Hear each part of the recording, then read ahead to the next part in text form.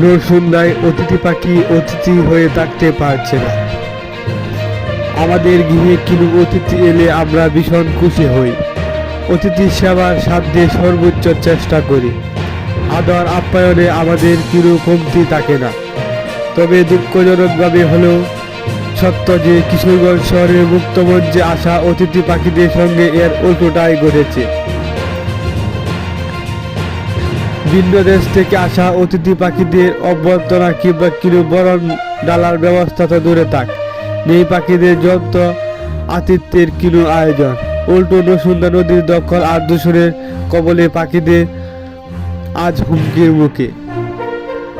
প্রতি বছর শীত মৌসুমে কিশোরগঞ্জ শহরের মুক্তমঞ্চ এলাকায় দেখা মেলে বাহারি রকমের অতিথি পাখিদের।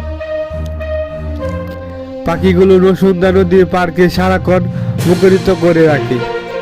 দল বেঁধে পাখিগুলো যখন আকাশে ওড়ে তা দেখে মন ভরে যায় প্রাকৃতিক প্রেমীদের। অন্য বছরের ন্যায় এই বছর অতিথি পাখির সংখ্যা বাড়লেও নরসুন্দা নদীর দখল আর দূষণে অবরণ হারাতে বসেছে তার সৌন্দর্য। কচুরিপানার ভিড়ে আগের মতো অতিথি পাখিদের পরিষ্কার পানিতে ডুব সাঁতার কাটতে দেখা মিলছে না। সঠিক ব্যবস্থাপনার অভাবে অস্তিত্ব খুঁজে পাওয়া কঠিন হয়ে পড়েছে। এই বিষয়ে সাংবাদিক রায়হান জামানের সঙ্গে কথা বলে তিনি বলেন, প্রতি বছর শীত মৌসুমে আমাদের যারা কিশোরগঞ্জ শহরের মুক্তমঞ্চ এলাকায় নরসুন্দা নদীর আশপাশে এই অতিথি পাখিদের বিচরণ দেখতে পাওয়া যায়। শীতের শুরুতে ওরা আসে ঝাঁকে ঝাঁকে। নানা রঙের অতিথি পাখি কোলাহলে মুখরিত হয় নদীর পাড়। কিন্তু নরসুন্দা নদীর কচুরিপানার দখলে থাকায় পানি দূষণের ভিন্ন দেশ থেকে আসা পাখিরা বিপাকে পড়েছে। তাই অতিথি পাখিদের আপ্যায়নে মুক্তমঞ্চের কিছু অংশ পরিষ্কার করলে অতিথি পাখিদের ডুব সাঁতার কাটতে সুবিধা হবে। প্রাকৃতিক প্রেমীরাও পাখিদের ডুব সাঁতার কাটা উপভোগ করতে পারবে। এই বিষয়ে গরুদয়া সরকারি কলেজের রাষ্ট্রবিজ্ঞান বিভাগের বিভাগীয় প্রধান ও পরিবেশবাদী অধ্যাপক মোহাম্মদ রেহাস উদ্দিন জানান, পরিযায়ী পাখিদের অবরণ রক্ষার দ্রুত পদক্ষেপ নেওয়া জরুরি।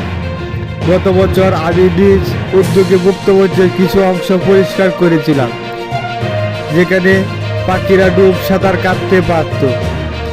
এবার আর সেই ব্যবস্থাও নেই। দখল আর দূষণমুক্ত করে অতিথি পাখিদের জন্য নরসুন্দাকে নিরাপদ আশ্রয় গড়ে তোলার প্রশাসনের কাছে দাবি জানায়।